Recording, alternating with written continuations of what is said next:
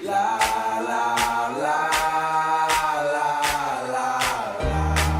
Hey, this is a song for my haters. Yeah, you got me feeling like the greatest. Rowe dropping the pass in trouble. He gets the pass away over the middle, and it's picked off at the 20-yard line. Dansby makes the interception. Welcome back. You tuned in to another episode of Press Coverage Podcast. I'm your host, E. Dansby. Today I got another special guest sitting in with us. This guy is a true trailblazer for the city of Augusta, a youth advocate, a former Laney Wildcat. Yes, sir. You know what I'm saying? All-American safety for Benedict College, owner of ASAP Performance. BC. As in the head of all the park activity for the Augusta Rec, no other than Marquez Gibson, a.k.a. Big Furley. What's up, dog? What's going on, my brother? Hey, man. First of all, I just want to appreciate you, man, just coming in, man, taking out your time, sitting here, coming to talk to us. I definitely appreciate it, man. But before we get into your journey, man, and everything you've been able to accomplish this in your career, first I just want to get your initial thoughts. Coach Eric Parker, been somebody that's been, very instrumental in your career, your playing career. Just give me your thoughts on his retirement and then what he meant to that Laney football program. One thing I got to say first is he's a legend. For sure. When I say a legend, I mean more than a legend of just being a coach. He was 90% of us fathers. Right. He come pick us up in this little van he used to have. Right. Make sure we got to school, make sure we ate, because some of us ain't never eat until lunch. Right. So, Coach Parker, he did a lot for us at Laney.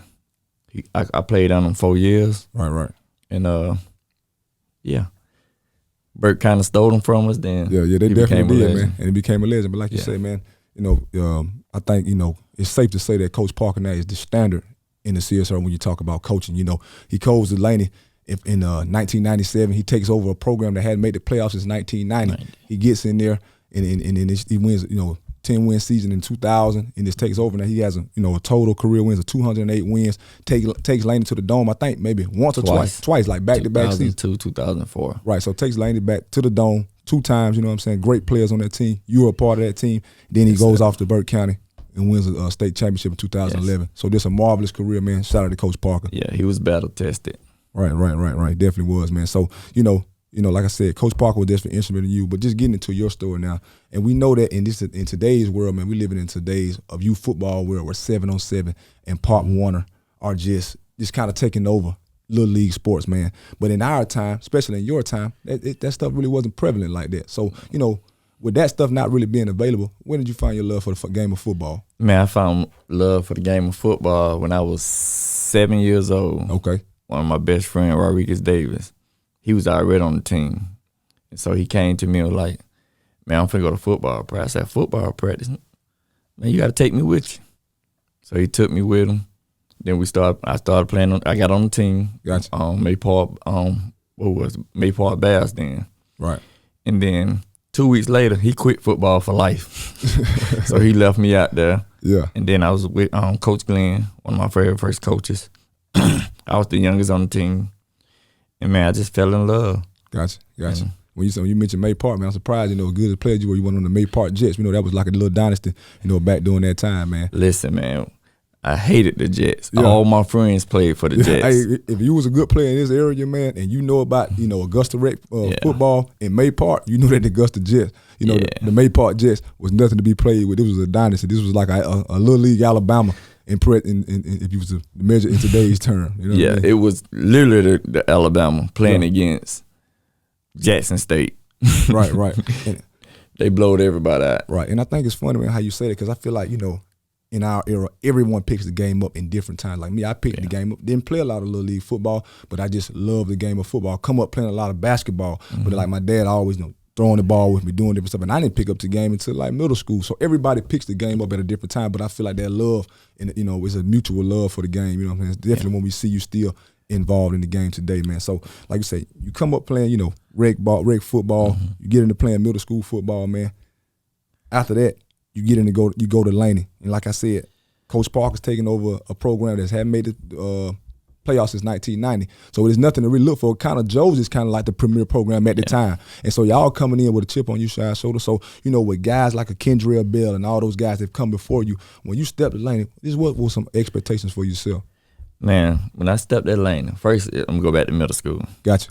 Coach Parker came and talked to us at Laney. I mean at East Augusta. Okay, so you was down at East Augusta. Yeah, I gotcha. was at East Augusta, and it was me, my best friend Kenny. Gotcha. We were like, man, we finna go here and be the best ever. Right. Because Laney was 1-10, 1-9 that year before we came in, and then so once we got there, we were like, man, we got to turn this around. Right, We freshmen, we think we finna start as freshmen. Yeah. Not knowing we really had good players, just ain't had the mindset at the time. Right. So once we got to Laney, man, it just turned around. We actually had the best. My class had the best record ever come through Laney. Really? In 4 years. Right. And when you mentioned that, man, we mentioned the success that Laney's had when you was there. Oh, yeah. My time. After that, this success, you got to link that success to those teams you was on. Oh, yeah. That 2004 run was just a heck of a run, and you got to link it back to the guys like yourself, J.K. Sapp, many different guys, Robert Dunn. You got to link it back to them guys. That's where the tradition started. Now, of course, you got guys like your Kendrell Bill, your Chip Banks that have come through Laney and been legends. But when you talk about Laney being a premier program in the area and now being the standard program in Augusta, it started right there with you guys. It started the 2000 class. Yeah, we definitely. had Marcus Glenn, Marquez Hall, Brandon Few, Nick Fitz, Zed Stewart. Yeah, these names, you run it down and heard that, these names, of course, before my time when I'm a child. But like you said, Joseph being that premier program, and then Laney stepping in that gap and taking the torch and then running with it for a long time. Oh yeah, you know what I'm saying? We've been rumbling since 2000. Rumbling for a long time. They've had, they've probably had the most success of any school in the area. They've had maybe 1 or 2 down years right there, but they've always been a premier football team. And in that two-way region with all the talent they got, they definitely have a chance to win it every year. You know what I'm saying? Yeah. Like, had a good team this year, a great team this year. I don't know what they're bringing back next year, but I pretty, Laney's, they always gonna be at the top, man. You know what I'm saying? Because they're one of the programs where it's not a program where you start working out for football when football season starts. These guys are year round, and now with got guys that's training like yourself, and you're helping guys from Laney. I'm pretty sure they'll be right there in the mix again next year coming up.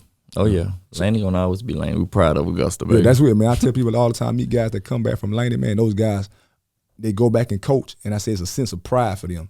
Because they're going back to the school where they're built, because a lot of those guys that's come back and coaching now, they built that culture. They built that. So they have a sense of pride to take into it, man. And that's big time and that's major. And I didn't go to Laney. I always wanted to play against them at Richmond. We had a pretty good team in them years, made some good playoff runs. But Laney had a good team as well with guys like Rod Hall, who I've had on the show before, and Leo Myers, who now coaches back at Laney. So this, man, like I said, shout out to all you guys at Laney that come and give back and just come back and say, you know what? We were built here, and now we want to give back, man. So, so shout out to that. So like you said, man, you guys have great success. So during your tenure at Laney, you guys built a powerhouse, man. Like you said, you go to the the Dome 2002, 2004. That's all the years you were there. And you play with guys like J.K. Sapp, who goes to Middle Tennessee, Robert Dunn, who goes to Auburn, man. So what was it like, then? Just what was that experience like in those few years, those 4 years you was there, and just building Laney back up and just bringing that tradition to the Boulevard? Man, it was pride. Number one. Man, we worked hard. Like, we ate together. We slept at each other's house together. Right. Everything we did it together. And we weren't no one-sport athletes. All of us were 3 to 4 sports athletes. Right, definitely. So, but, man, like I say, playing with somebody like a J.K., Robert Dunn, Rod Briscoe, definitely. and Dominique Walker, like, they made jobs easy. Yeah. Like, we was different. Like, our coaches coached us up, but we coached ourselves up. Right.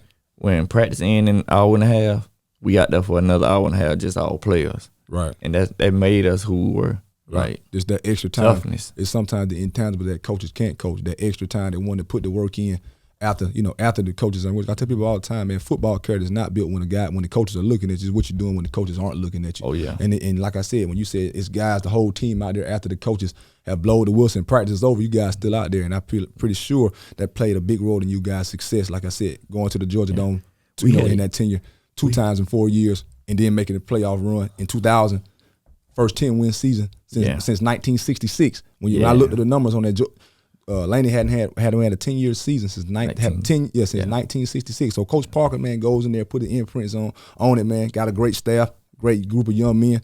You guys make history, man. Now we see it today where the Boulevard is something. It's a pride thing now, man. We always held each other accountable. We always held each other accountable. That's what it's about. And we still to this day as friends. Right. We hold each other accountable. Right. Got to, man. So, you go through Laney, man, and like I said, you play with many great players that come through Laney in that tenure, in that era, bro. But you was a great player in yourself, man. So, and just like any other great player that came through, you got your shot, you came through and done your thing. But, like great players always do, they have aspiration at playing at the next level, man. So, what was the recruiting process like for you? Back then, recruiting was horrible in Augusta. Yeah. I had a 3.5 GPA, 1,200 on the ACT, and ran a 4.2, legit 4.2. Dang, that's crazy. And college wasn't on me big like that. They had a big article on me in the paper about why big college haven't picked up Gibson yet. Right. And but I had a few offers coming out of college. Right. It's all because of other people's film. Right. Because back then, we ain't had Huddle. Yeah, you ain't got Huddle on YouTube. YouTube. Yeah. We had to send a whole game film. Right. So, like Reggie Hughes from Helps, he was at Helps at the time. Right. He sent his film off. I had a good game against Helps, but he had a good game against us. So somebody seen you. And they saw me. That's how they came and got me. Yeah. That was Fort Valley came and got me. Yeah, that's what's up, man. Because of that. Yeah, right. Yeah. And like you said, man, when you mentioned recruiting in Augusta today, and you talking about back then, I still don't believe it's where it needs to be. See, the reason why is like I talked to a coach when I was coaching college, from Louisville, head coach. Right. He was like, why should I come to Augusta to find one or two players when I can go to Atlanta?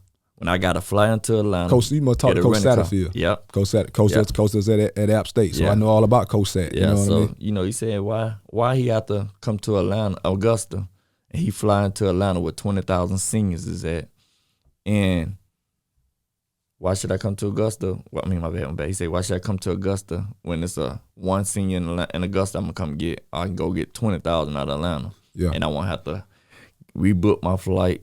Right. Similar stuff like that. And I think, man, in the recruiting landscape, man, Augusta just gets a bad rap because I believe that no matter where they go, guys from Augusta, when we walk on a college campus, it's a different chip on our shoulder because we know how hard it was to get recruited. Yeah. And some of us just don't have, I would say, the others, all the uniforms and all the, just the nice gear that a lot of other teams get. Like when you looked at Thompson on their run, their stuff, they had some nice stuff, but it wasn't Fitzgerald. And Fitzgerald, and it shouldn't be that way. You know what I'm saying? Because like I said, and it's not like Augusta, it's the CSRA in its entirety that I feel like it's just under-recruited. And it's proven the point when guys from Augusta go somewhere and they get the plan, we show out, man. So why not come? I always tell people, if you're from Augusta and you go to a D1 AA, your Georgia Southern, your South Carolina State, like Arkansas, Pine Bluff, stuff like that. App State, man, From Augusta, you really is a Power 5 kid. Yeah, you definitely are. I believe that I wanted to play at a FCS school, and a Division I AA, and I felt like I felt like I could have played at Florida. I felt like I could have played. No, you could. Yeah, I could have played at Florida. I could have played at Georgia. But like you said, coming through Richmond, who hadn't won in a while, and then we started a winning mentality there. Right. But like you said, the recruiting just wasn't the same. You know what I mean? It wasn't the same. The only reason why I really probably got looked at is because those deep runs in the playoffs. But I had numbers. I mean, I lead Richmond, man, with 14 interceptions in 2 years. You know what I'm saying? Over almost 160 some tackles at corner. I used to be a fan of you. Yeah, I appreciate it, man. I definitely appreciate it. But like you said, man, just so under recruited, man. Like I said, shout out to guys like you and different other guys, with ASAP Performance and M-Tag and Athlete Elite, just trying to make it better for our athletes today, man. Because it's definitely been under recruited, and we got hella talent here, man. Hella talent here. It's showing itself playing out today. Jalen Watson, Laney kid from right here in Augusta, is playing with the Kansas City Chiefs, man, trying to get to the Super Bowl today. So, we got talent here, man. Coaches, y'all just got to come see it, man. You know what I'm saying? Just got to come down here and see us. Like I tell everybody, by me being heavy in the recruiting area, heavy in recruiting around here, the best thing to do is, I say go to JUCO, so other colleges, go JUCO out west. That's always been my motto. I tell people all the time, man. I just gave a guy some advice. I told him, man, look, I know you're from this area. I know you want to be close to home. You want to go to Georgia. But Ventura might be the best way for you to go. I hear a lot of good things about Ventura Junior College. And there used to be another one, Eastern Arizona, before they closed. Okay. Butler Community College. Like, those colleges there, you go out there, you are a superstar. Right. All because you're bigger, you're faster. Yeah, those guys are smaller frame out Yeah. west. They small frame out west. And so I always tell people that, like, in the Georgia, Florida, you're a dime a dozen. Right. But you go out west, man, they ain't seen no They ain't speed seen, like they that. ain't seen that speed and the size. You know, they might see the speed now. And one thing about California, that California in itself, I feel like they making rival with the Southeast region. When you talk about recruiting, this California, the state. But when you talk about just that one state and compare to all the other states like your Arizonas, Nevadas, your Oregons, Colorado, you just don't see that type of talent that Georgia, South Carolina, or Florida would produce. You just don't see it out west, man. Man, so many athletes like down in this area. Right. If you go look at all their rosters, like the Nebraskas, the Oregon, Southern Cal, I guarantee you're gonna see at least 10 to 15 Georgia, Florida guys. Yeah, you got to, man, because like you said, the recruiting pool, high school, the level of high school playing football there is not just what it is here, man. No. It's a supreme level of football in the SEC. What we call this the SEC, the Southeast. This is the Southeast. This is the biggest, recruiting pool that it is, man. So initially, you signed with Fort Valley, come out of high school, man, but you played the bulk of your college career at Benedict College. That's located in Columbia, South Carolina. So just what was it like playing for HBCU? Okay, playing for HBCU, I can honestly say it has the do's and the don'ts. Gotcha. You know what I'm saying? The do's that I loved about it is I created a brotherhood. Also, I got my degree. Yeah. But the don'ts is I'm gonna get some flat, but hey, your money, they play with your money. Yeah, yeah. It is what it is. What Dion telling people and what Ed Reed telling people, it's the truth. Yeah. Like, you probably don't see your refund check till November, right. And it's rough. Yeah, it can be rough. It's gonna be rough. I've heard. I didn't attend an HBCU. Of course, I played at more of a PWI. But I had an opportunity to go to HBCU. But I've heard, many different stories about the different money though. But I've heard, like I said, I've heard good things. I've heard bad things. But taking it from a guy like you who's actually played at an HBCU, you know what I'm saying? Right. Know what it is to go through the program. So like I said, that's why it's good to hear this your honest opinion from someone who's actually played, because we see a lot of people opinionated on HBCU. Yeah, but they never been to a HBCU. And they ain't even go. So like me, I've never came out and actually said anything about it because I didn't attend an HBCU. I never say anything about it neither because you know how people be. Right, so. But you know what? We need more guys like you to say something about it because you've actually had the HBCU experience. Yeah. You know what I mean? Nah, it's like I keep telling folks, it's the wonderful experience. Yeah, it is.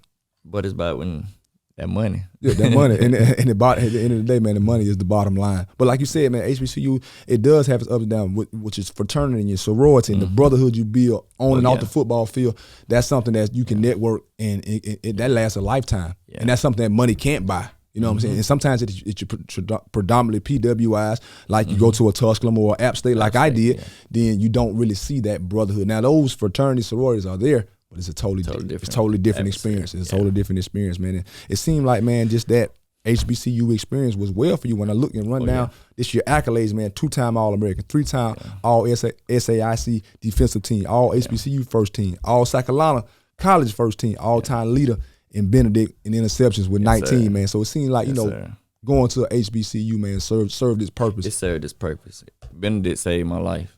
Right. Honestly. You know, once I left Fort Valley and came back home, I was working at the Boys and Girls Club, making $250 every 2 weeks, Yeah, yeah. And then my little nephew, who actually played football now at South Carolina State, he just kept saying, you need to go back. You need to go play football. You need to go play football. So I started with the semi-pro, with the Georgia Raging Bulls. Shouts out to Big Jimmy for giving me an opportunity. I started playing that and still saw that I really got it. Like, right. I say I'm still Furley. Yeah, I'm still this guy. Yeah, I'm still that guy for sure. Benedict coach called me. Coach Connors, who's my father now. He called me with I don't want to bring you in Benedict to play receiver. Right. I said, man, I'm working. I got a child. I ain't coming back to school. He said, man, you come here, I guarantee you're going to be a champion. Me at the time think he talking about winning the SIAC, going to the D2 championship. Right. No, he said, no, it ain't nothing about wins. It's all about those who stay will be champions. And I really believe I became to be a champion. Right, he sold you on that. He sold me on it. He kept calling. Then somehow me and my nephew sitting there watching football on TV. ad for Benedict come up on the TV. I ain't never seen an ad up on Benedict for Benedict on our TV. Exactly. I said, you know what? I'm gonna give it a shot. And another shout out to Mr. Brian Green. We had $18. He had an escrow van. We drove all the way to Columbia, back, ate at McDonald's with $18. Yeah. He took me up there for a visit. Whoop, whoop. Yeah. Went up there. They loved my size. I thought I had to work out for them. I was ready. But no, they said, no, we love your size. We're going to have you at this receiver. And they showed me the offense that they were running.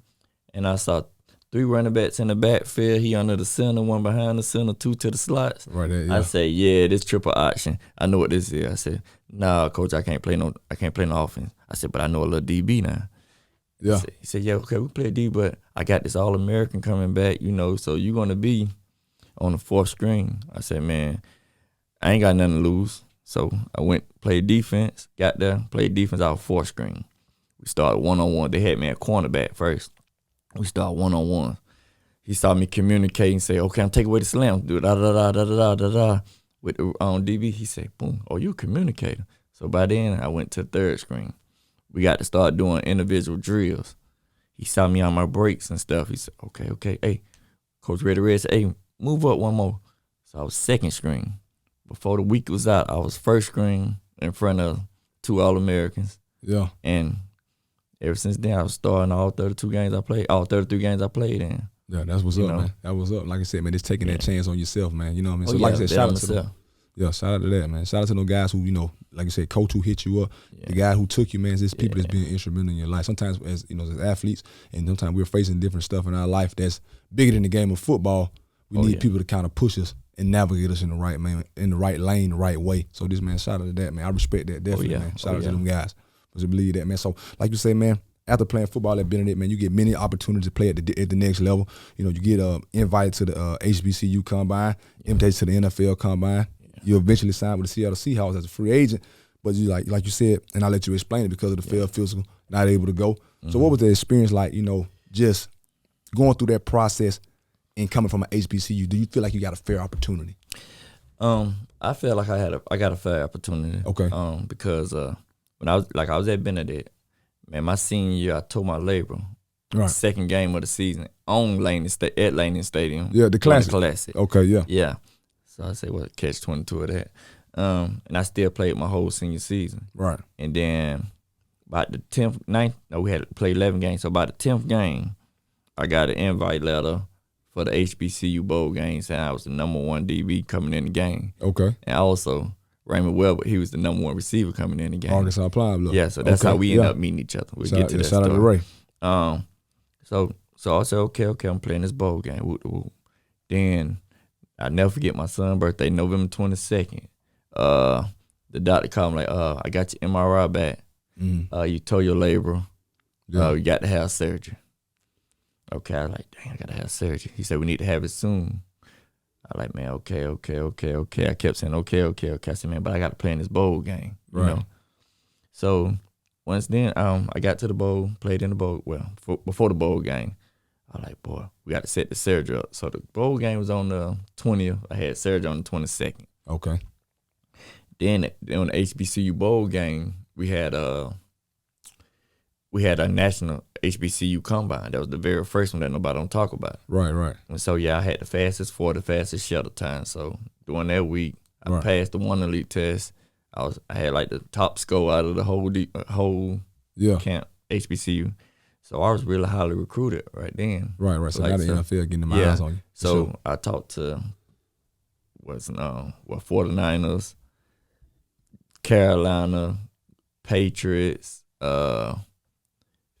Eagles. Like they was both of those bet all my games, every game, just to see me play. But when I got there, they saw me and saw that I was smart with everything. Right. So then after that, I played in bowl game, had a decent little game. So I had to have my surgery on the 22nd. On the 26th, I received an invite to the National Combine. Big combine, Indianapolis. Yeah, the one in Indianapolis. Only 5 of us made it to that combine. From the HBCU. Gotcha. Yeah, but by me having surgery, and I wouldn't be able to get cleared to after March, I couldn't participate in it. Right. So, yeah. So sitting at home, still training while I got the torn label, working on everything with my legs, you know. Then the draft come around. Right. You know, they call you before they call you. About 8 or 9 teams call me, get my address and everything, what airport I'll be flying out of, you know. I'm like, right. This thing real. Yeah, it's a real situation. I went through it, man. Home, yeah. I never forget. It's exciting. Yeah. I'm working out. I'm working out with Laney boys. My boys Shaquille, Leo, them. I was working out with them. Yeah, you know, my era guys, Yeah. So, you know, just working out. And I never forget. I told my auntie, I might be going into the draft. My auntie say, you going to the Army with your degree? I said, no, auntie, God bless that. Yeah. No, I'm going to the NFL draft. She said, for real? So I ain't never telling them, I'm very humble. You know? Yeah. One person knew was my homeboys and everybody, and everybody who played with. So got to the draft day 1. I knew I wasn't going day 1 after my surgery because they had me projected 3rd round. Right. Coming out. But I was like, fuck. Okay, excuse me. I say, man, goodness. I like, okay, boom. Day 1 go by and get drafted. Then that's when they had 3 days. 3 day draft, so, the 3 day process. And I think it still is a 3 day process, yeah. So day 2 come, 3rd, 4th round come. What's the name called me? 49ers called me. Mm. You're like, yeah, we still interested in you, but we gotta get this linebacker 3rd, 4th round. Right. I say, cool. Boom. So next day, 5th, 6th, 7th round, they called me early that morning. Seahawks called me first. Right. Like, we looking at this. We're looking at these corners. We trying to take 3. We got to take 3 corners. Right. 3 corners. But it's one from Stanford we really want real bad. And that was Richard Sherman. Okay. So they signed Richard Sherman in 5th round. Okay, then come 6th round, I think the Eagles or the Patriots called me. Saying they want me. Okay. I said, okay. But you know, man, that draft was also the lockout year. Yeah. So, okay, boom. They didn't pick me up. 7th round come, I think it's around about the 221 pick. Gotcha. What's the name called me again? I'm laying in the bed, my phone on silent. I ain't care about nothing. My little daughter, Monet, she was about like, how old it was then? She had to be about 8 months then. Okay, on baby. Yeah, she was playing with my phone. And then I saw a 425 number come across that. That was the Seattle. Yeah. And that was Scott Harrison. He was one of the recruits. Then he called me like, we're going to take you on this pick if this linebacker's not available. I'm like, okay. I'm so excited. I'm praying right now. This one, excited, yeah. So once he called me with that, I was like, okay, cool. And I told my mom was at my house at the time. I told her like, we might be flying out west. So like, for what? I said, told him going in the draft. So my mom don't know nothing about football really. Right. So then when the pick came up, they took the linebacker. So I was like, damn, my season over. I already knew if I wasn't going to play football, I'm going to be a coach and a math teacher. I already knew that. Right. So but time the last pick came, what's the name called me? Pete Carroll called me like, how it feel to be a Seahawks? You want to be a Seahawks? I was like, yeah. Then they signed me free agent. Yeah. Okay, then it was lockout, so we had to sit out for a month or 2. Right. By that time, they had time to get all my paperwork and everything. And once I got up there, they flew me up there, couldn't pass the physical. Yeah. They shipped me back to Augusta so quick. Yeah, that's crazy, man. That's crazy. And man, yeah. That's crazy, man. That's crazy. But it was a good experience. Right. And after that, I started going to all these combines. Right. Combines and stuff. So, different combines. I was killing, but I kept getting hurt every time, everyone I went to, I kept getting hurt. I've been through it. I say, you know what? Forget football. I'm just going to go coach. Now, let me rewind a little bit. Then I started helping Laney that summer. Right. Yeah. While waiting on the call. Jack Del Rio, son, he was at Jacksonville. Right, Jack Del Rio was a head coach at that time. His son was playing for one of the teams out of deep. What's the name? We go to 7-on-7 tournaments. Right. And he was talking down like, man, Dudu. He said, I heard that whoop whoop. I'm gonna try to get your call. Then when he called me back, we got your paper at your arm. It ain't gonna hold up. I said, man, I'm healthy. I'm ready. Right. So that was the end of that. Then I fell in love with coaching, and I was getting the same passion. Right. I was getting out of playing while I was coaching. And then I had some studs. So, you know, I was like, man, yeah, forget football. I'm just going to coach these boys up. Right. Laney. Right, man. That's how I end up coaching and stuff and training. Right. And that's what's up, man. Like you said, man, I've been through that draft process where I got picked up, you know, by Carolina initially as an undrafted free agent, man, and you know, dealing with foot injury coming out of college, also a shoulder injury, was healthy all the way through, and then you know, just my senior year, just dealing with a lot of injuries, man. And when you deal with those injuries, not passing the physical, so you know, was in Carolina that half of that season, you know, go off to Minnesota, eventually 2-3 years go down the pipe, and I re-injure the same injury. And like you said, they'll ship you back to Augusta real quick. Ship you so quick. So so I've been through it and it happened. But like I said, this shout out to you, man, coming from an HBCU and just getting the opportunity, because we see a lot of guys at HBCUs. I remember seeing some guys who played at like Albany State, you know, back in the day. Like this cat, his name was, I forget his real name, but they called him Holy Man. He was a hell of a receiver coming out of Albany State. They had some guys down there, man. Actually, a guy that transferred from App State that went to Albany State, he was a hell of a player too. Tuskegee had the players. Yeah, Tuskegee had some good skill guys. Tuskegee. Newberry, well, not an HBCU, but on that same Parker. level, Newberry. They had some guys. Parker. Yeah, they had some. Came out together. Yeah, they had some good guys there as well. You know what I'm saying? But Tuskegee back then, you want to go HBCU? Tuskegee. You had to go to Tuskegee because you guaranteed NFL. Yeah. As a DB. That was up. Yeah. Like I was like, man, I got 187 tackles, 19 interceptions, 29 breakups. This one, he's still playing. Yeah. I'm like, man, this dude ain't got none on me. Yeah, man. It'd be like that. I But see it today, man, where you see guys like, man, you know what? You know, of course they deserve the opportunities like I deserve mine. But hey, sometimes you may look at guys like, hey, man, I know I was a better player, but you know, sometimes God have it lined up different, God man. put you in position. Yeah. Man, he put me in position to take care of a lot of athletes. Yeah, and then sometimes that might be home. Yeah. And I knew that was my calling after. About 3 years ago, I figured out, man, you know what? You can run from all you want to. This your calling. That's your calling. Yeah, that's what's up, man. Good thing you recognize it. So, like you said, man, you come back home, start coaching back at Laney, you know, for a few years. Then you go out to what's that, Selma, Alabama, in Concordia, man. Then, like I said, you do like the head track coach at AU. No, I was the head track coach at Concordia. Concordia. Or Concordia as well as coaching football. So, like you said, man. So, as a coach, one who once was a player, you know, just what does it mean for you, man? Just to come back to the area and just, you know, give back to the community, not this community, but going to Alabama, giving back to that community. What does it mean just to come back and just pour into the youth? My motto always been, man, I want the kids to get something out of everything, and I always wanted to. Don't let what happen to me happen to the next kid. Okay, and gotcha. So that always been my mission. Right. And I always had a motto. What I always told them: we're running for president. We're trying to get elected. Exactly. So every time we go to camps and stuff, we're going to campaign. That's it, yeah. That's what I always told us. We campaign. Exactly. Like a president. You going to different states. What does the president do when he go to every state he go to?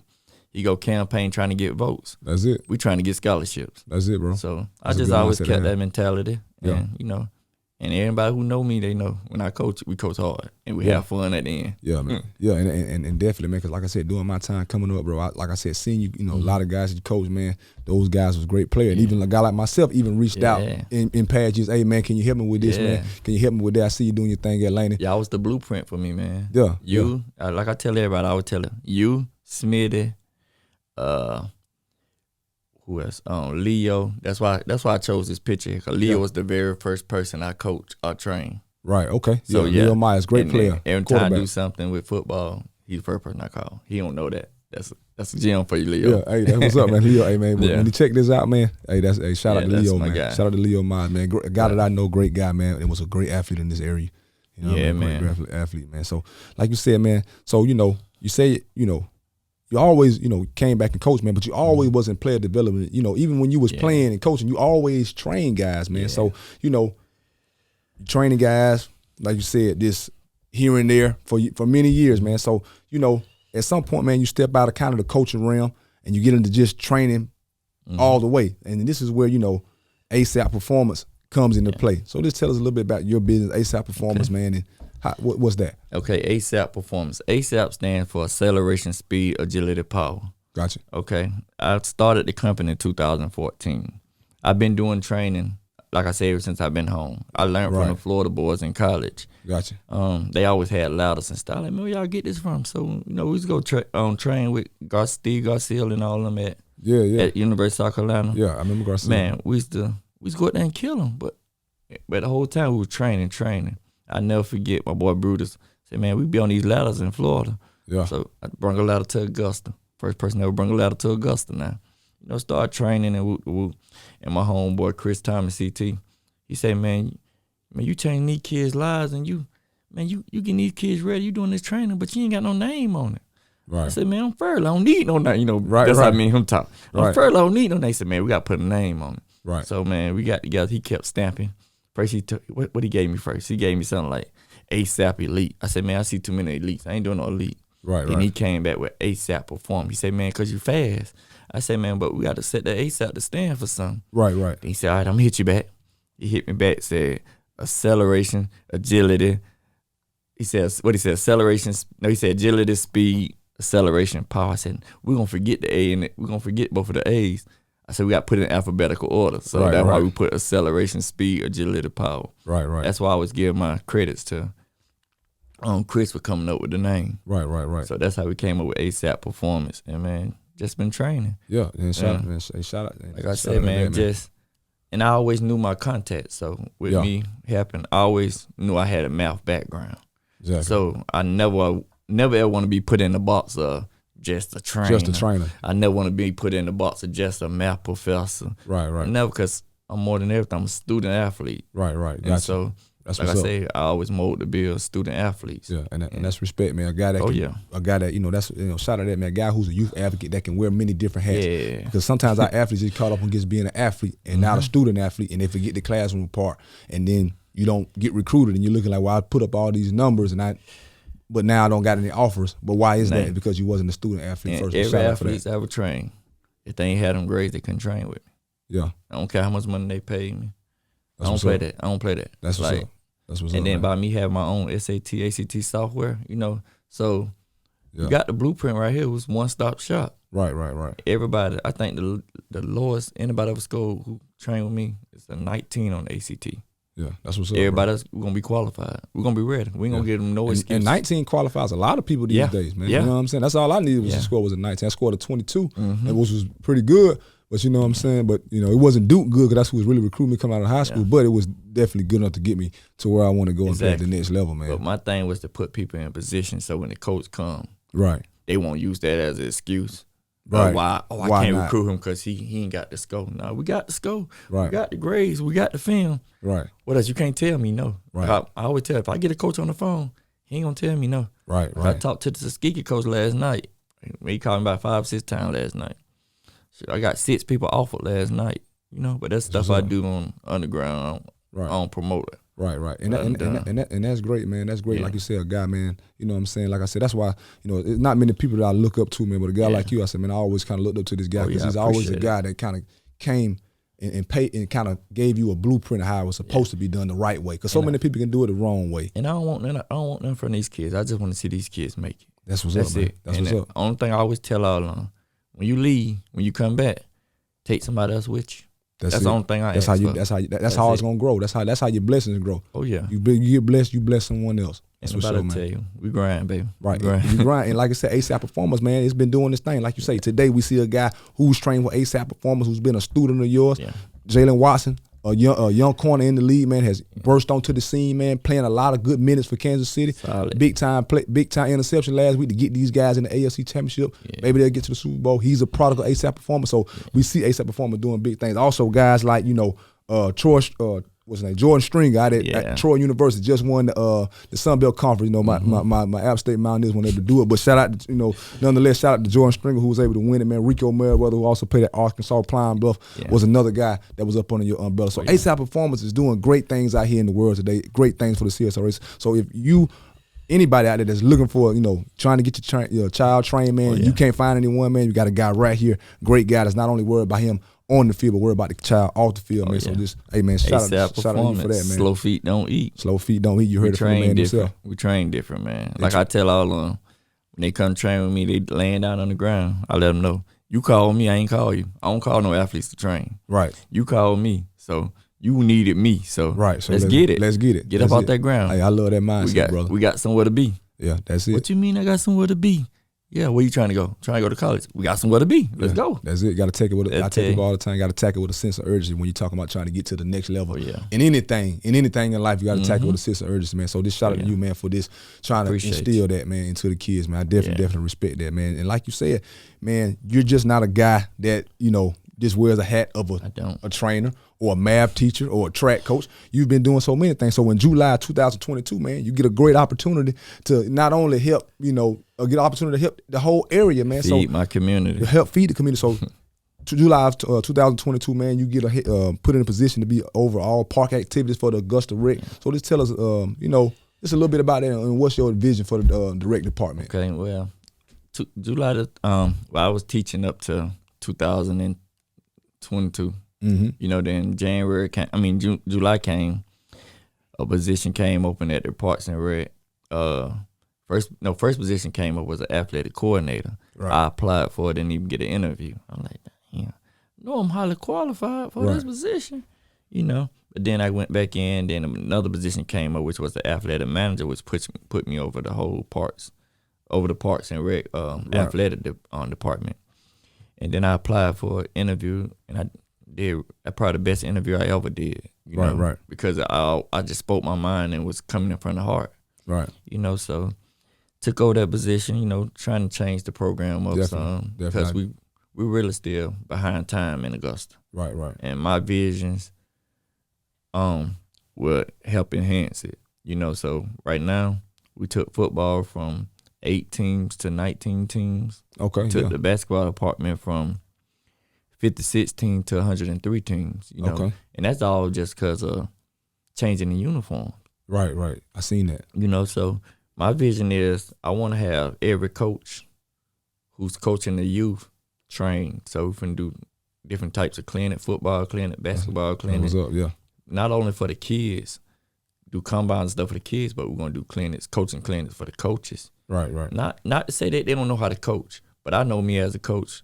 When I was coaching, I used to go to Glacier clinics, and I took something from every time I'm learning something. Right. So I'm just trying to get that going on in Augusta. Right.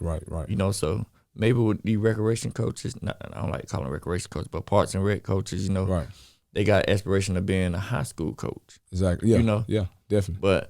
And that'll be able to help transform them from just listening to other high school coaches. Right. And then some of these high school coaches might want to have an aspiration of being a college coach. Right. So we're going to bring college coaches in also. That's what's up, man. To just talk to them. You never know who you're going to meet in one conversation. That's it. Yeah, definitely. So that's one of my vision and plans.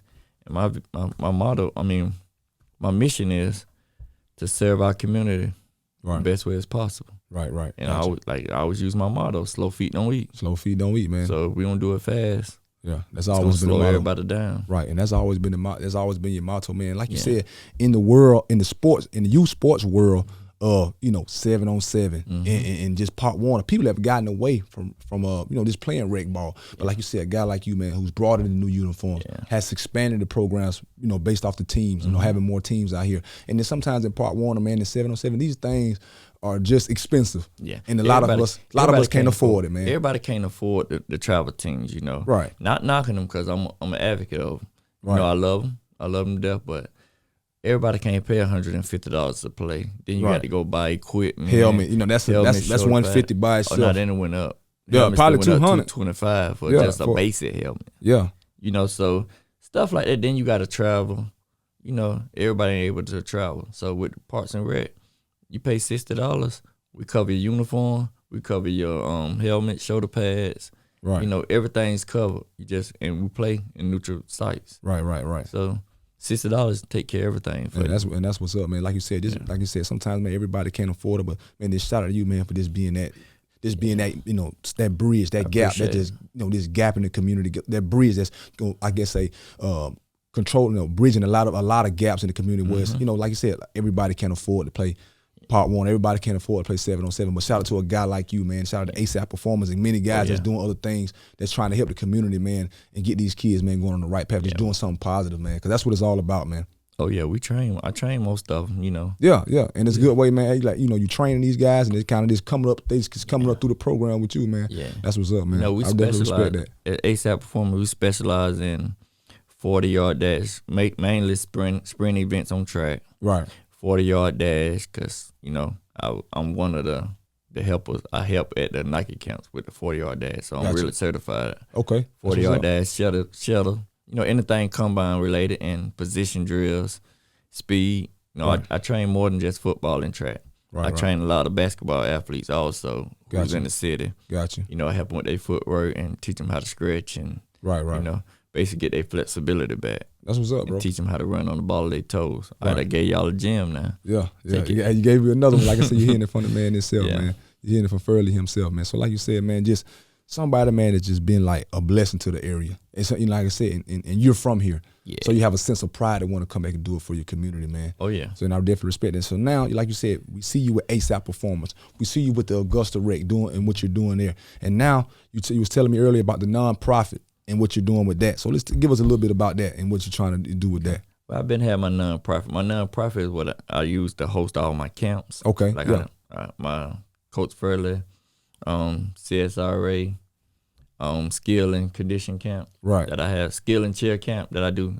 This year going to be my 7th year of doing it. Okay. It's free to the community. It'd be over 400 to 500 kids there every year. Right. You know, and the name of my nonprofit is Cycle Over Poverty Breaker. Basically trying to break cycles inside our poverty that we have. Right. You know, and I do my training out of it and my tutoring. Basically my tutoring and training. Right. That I do, because I'm a certified math instructor, and I know how to do my tutoring. And so what we're trying to do is get our own facility, our own complex, ASAP Performance Tutoring and Training Complex. Right. You know, I'm trying to get it through my nonprofit. So if you know any grant writers, anybody want to donate, you know, want to be invested into it, we looking forward. Hey, man, definitely, man. You heard it from yourself, man. Like you said, man, Marquez Gibson, man. This somebody that's doing something great in the area. Like you said, you heard it from himself, man. Got any investors out there, man, anybody want to just donate, write a grant, man, you can get in contact with him, Marquez Gibson, and, man, he'll show you the way to go, man. Like you said, a guy that's just doing something amazing in the area, man, just giving his time. You know, it's not, like I said, it's not about him anymore. It's just about, he's just investing in people, man, and being a blessing. And one thing I always know, if you bless someone, God is always going to bless you, man. So no matter what you're doing, you're going to always be blessed. ASAP Performance is going to be blessed. Augusta Rec. I also want to talk about my AAU track team. Yeah, let's hear it. That. You know, I forgot. My apology, y'all. Nah, we good. But, ASAP Performance AAU track team. You know, we had 6 go to the Junior Olympics last year. And that's what's up. One placed. You know, we're gonna start next week. We're gonna have an interest meeting. You know, and come on, bring your kids out, and let them run for me. Man, that's what's up, man. Like you said, man. This guy's here, man, is doing so many great things with the Augusta Rec, ASAP Performance. Now with his track team, man, this guy, like you said, in the classroom, on the football field, on the track. The guy that's just doing so many different great things here in Augusta, man, here in the CSRA, man, we hearing it, man. And so, man, Furley, man, before we get out of here, bro, and we wrap this up, man, I always like to end my conversations and my podcast with this, you know, with a guy that's been through what you've been through, experienced everything you've experienced, and now someone that's coming back to Augusta and just giving back and just being just a blessing, man. What is your advice to someone that's just trying just to make it in life, to a young athlete that's just trying to get over the hump and just, you know, may can't just see no way out, man? What would be your advice to him? All right, this coming from the heart. The first thing I'm gonna say is, as an athlete, stay healthy. You ain't worth nothing to nobody hurt. At the end of the day, you just gonna get another you. Right. To a student, just keep grinding. College easier than high school. It is. You make it to college, just keep grinding, keep rumbling. I always tell everybody, keep rumbling, young warrior, keep rumbling. And for a person who blind right now, who young, just look at me, man. I got kept back in the 7th grade, all because of me not listening. Right. You know what I'm saying? Just stay focused. Like, it's a bigger, like, the world is bigger than Augusta. It is. Just stay focused. I know you're struggling right now. Your mama can't buy you what you want right now. Man, just keep rumbling. You're going to be able to take care of yourself. Right. I promise you. And you're going to take care of your mama. Like, cause it's cloudy right now, the sun's finna come out. Gotcha. Just keep running. And all y'all athletes, when y'all go to these camps, man, go prepared. Right. Go prepared. And I always remember you running for president, man. You trying to get elected. Gotcha. Somebody gonna elect you. Right. I got keep you, running. I got you, man. And you heard it from the man himself, Marquez Gibson, a.k.a. Big Furley. Man, I love that, man. Keep rumbling. That's what I'm going to do here at Press Coverage Podcast, man. We're going to keep on rumbling, man. So from me to you, Furley, man, bro, This has been a pleasure, man, having yeah. you on the show, man. Sit down, man. Just talk about what you're investing into Augusta, man, here in the CSRA, man. And it's been great for me just to see it because I've witnessed it. I've been out to the camps, man. Yeah. I've seen it over the years. This is something, even though we're here talking today in 23, this is something this has been taking place. Oh, yeah, and now man. we're just trying to just get it out there, man, get it in the atmosphere, man, put you out there because you deserve it. You know what I'm saying? Like I said, it's not about you, but Augusta deserves it. And I appreciate you just being that, being that example for us, man. I definitely appreciate that, man. I appreciate hey, the man, flowers, so man. it's from me to you, man. All the blessings to you, my brother. Appreciate you coming on the show, man. Yes, sir. You heard it from the man that said this is Marquez Gibson, a.k.a. Big Furley with ASAP Performance. Hey, we're going to keep Slow on feet don't eat, baby. Slow feet don't eat, man. And that press coverage podcast, we're going to keep on rumbling. Yes, sir. Hey, Let's man, go, baby. appreciate you. I appreciate you. Press coverage podcast, we out of here. Thank you. Hey, this is a song from my